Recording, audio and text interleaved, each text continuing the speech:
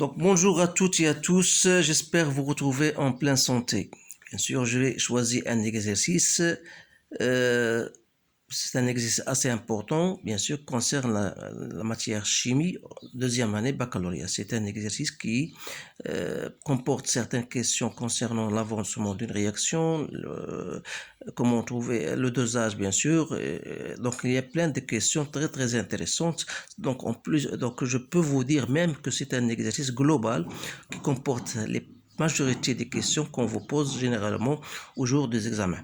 Alors là, voilà, on va tout de suite attaquer cet exercice. Vous pouvez bien sûr stopper cette vidéo pour la lire d'une façon plus ou moins lente. Donc, vous allez bien sûr les comprendre les questions et répondre. Alors là, une fois vous avez bien lu les questions, on va répondre. Première question et des questions bien sûr que je vais répondre oralement. Par exemple, la définition d'un acide selon Bronsted. Ou bien je peux même vous les écrire. Donc voilà. Qu'est-ce qu'un acide selon Bronsted? Donc un acide selon Bronsted, c'est toute substance chimique capable de céder un proton ou plus, proton H. Voilà. Première question, c'est une question de cours que vous devez bien sûr savoir. Écrire l'équation de dissociation d'un acide dans l'eau en précisant les couples acide-base qui participent dans cette équation. Donc, vous avez un acide HA. D'après sa dissociation dans l'eau, il se transforme bien sûr en base conjuguée plus H3 au plus. Alors là, je peux dire que l'acide HA et sa base conjuguée c'est A-. Il en est de même H3 au plus.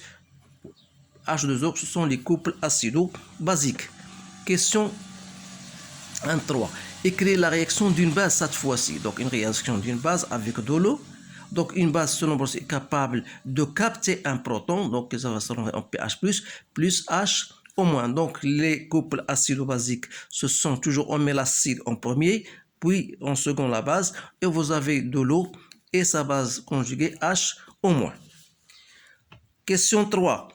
Maintenant, on se propose d'étudier si deux solutions d'acide est différentes, mais de même concentration ont le même pH.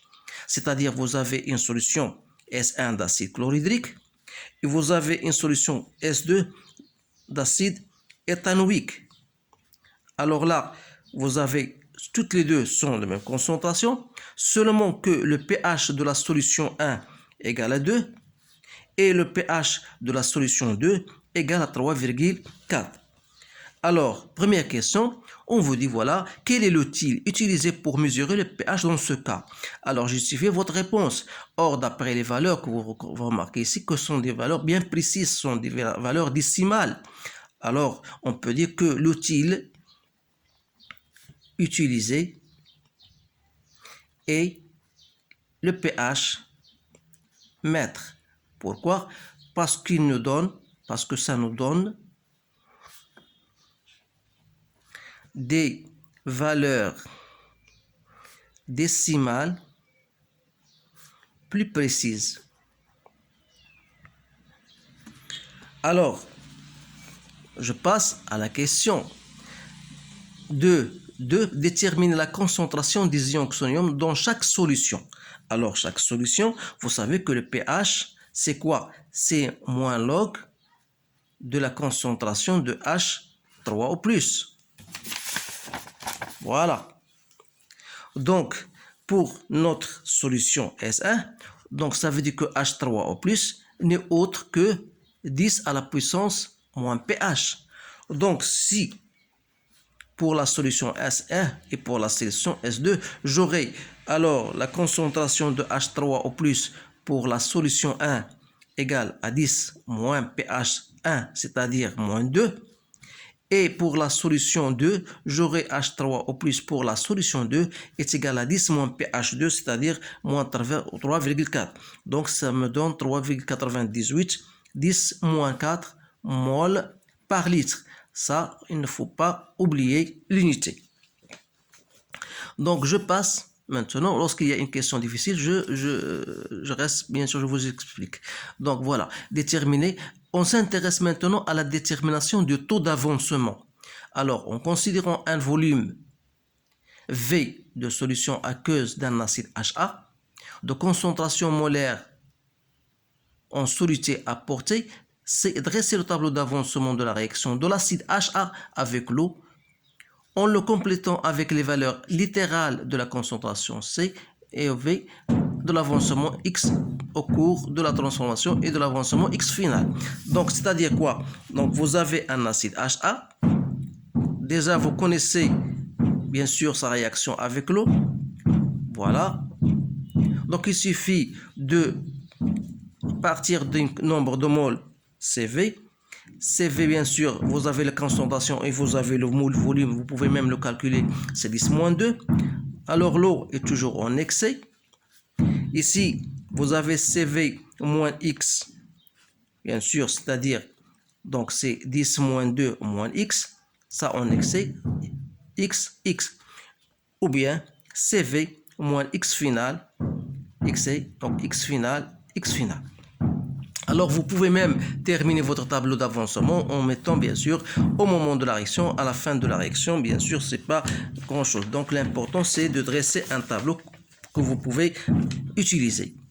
Maintenant, voilà, en déduire les valeurs numériques de taux d'avancement final de chacune des réactions, voilà, associées aux transformations donnant les solutions S1 et S2. Donc, c'est-à-dire, vous allez trouver taux final. Alors, l'expression de taux final, c'est quoi? C'est X final sur X max. Donc, c'est H3 au plus V sur CV. Donc, je peux même dire c'est H3 au plus sur C. Donc, c'est quoi? C'est 10 moins pH sur C. Alors, pour la solution S1, j'aurai un temps final 10 moins pH1 sur C. C1, c'est-à-dire c'est C. Et taux final pour la solution 2, c'est 10 moins pH2 sur C. Alors, je vous fais le calcul. Donc, 10 moins 2 sur 10 moins 2, c'est donc C1. Alors là, j'ai 10 moins 3,4 sur 10 moins 2. Je trouve 0,039.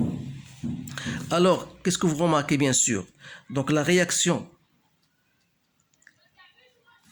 d'acide qui est le chlorure de sodium est totale. Pourquoi? Parce que taux égale à 1. Alors que celle de l'acide CH3CO2H n'est pas totale. Voilà la réponse à cette question. Maintenant, je passe à l'autre question qui, voilà, on veut maintenant connaître le comportement des solutions S2 par rapport à la dilution. C'est-à-dire, on va diluer une solution. Décrire le mode opératoire pour préparer avec précision au laboratoire 100 ml de la solution Phi diluée 10 fois à partir d'une solution mère. Alors, je vais vous expliquer comment se fait cela. C'est-à-dire, vous avez une solution mère, voilà, de concentration, bien sûr, C0 et de volume V0. C'est-à-dire, je prends donc un certain volume V0 de cette solution mère, la voilà, auquel je vais ajouter de l'eau distillée. J'obtiens alors une solution Phi de concentration C1 et de volume V1, tel que V1 égale à 100 ml. Donc, qu'est-ce que je vais écrire? C'est-à-dire que le volume, normalement, la quantité de matière que j'aurai dans le récipient 1 sera la même quantité que j'aurai dans le récipient 2. C'est-à-dire que C0, V0 égale à C1, V1, sans oublier que C1, c'est la concentration de la seconde solution. Alors, la solution, je l'ai diluée 10 fois. Ça veut dire que la solution C1 égale à C0 sur 10. V1. Donc, en simplifiant C0 par C0, donc ça veut dire que V0 aura bien sûr, voilà, V0 égale à quoi? Est égal à V1 sur 10. Donc, égal à V1 sur 10, c'est-à-dire 100 sur 10, c'est-à-dire 10 millilitres. Donc, qu'est-ce que je vais dire? Donc, à l'aide d'une pipette graduée, bien sûr, je mesure, bien, je prends 10 millilitres de la solution mère à laquelle j'ajoute de l'eau. Donc, quel est le volume d'eau que je vais ajouter? Bien sûr, j'ajoute le volume nécessaire pour obtenir 100 millilitres, c'est-à-dire j'ajoute combien? 90 millilitres d'eau distillée pour obtenir un volume V1 égale à 100 millilitres. Voilà ce qu'on doit faire. C'est ça le mode opératoire. Maintenant, voilà, d'écrire le mode opératoire, la mesure de pH après dilution, c'est-à-dire après avoir dilué les deux solutions, on a obtenu le pH pour l'acide chlorhydrique, voilà, égal à 3. Et pour l'acide éthanoïque, on a trouvé 3,9. Alors, dans la solution obtenue après dilution, dans chaque cas, la concentration des ions oxygène a été divisée par 10. Donc, c'est une question. A-t-elle été divisée par 10? Justifié. Alors là, normalement, la concentration de H3O+, c'est quoi? C'est 10 moins pH. Alors, pour notre solution S1, on aura concentration de H3O+, c'est 10 moins pH. Le pH qu'on a trouvé, c'est quoi? C'est moins 3 mol par litre. Donc, c'est remarqué qu'il est égal à bien, et c'est bien divisé par 10, parce que la concentration de S1 est égale à 10 moins 2. Donc, il était bien divisé par 10. Mais pour la solution S2, non.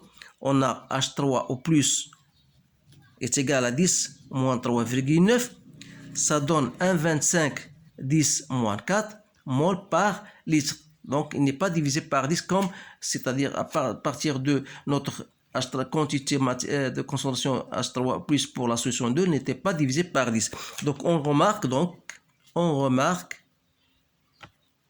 que la concentration de H3 plus est divisée par 10 pour l'acide chlorhydrique seulement.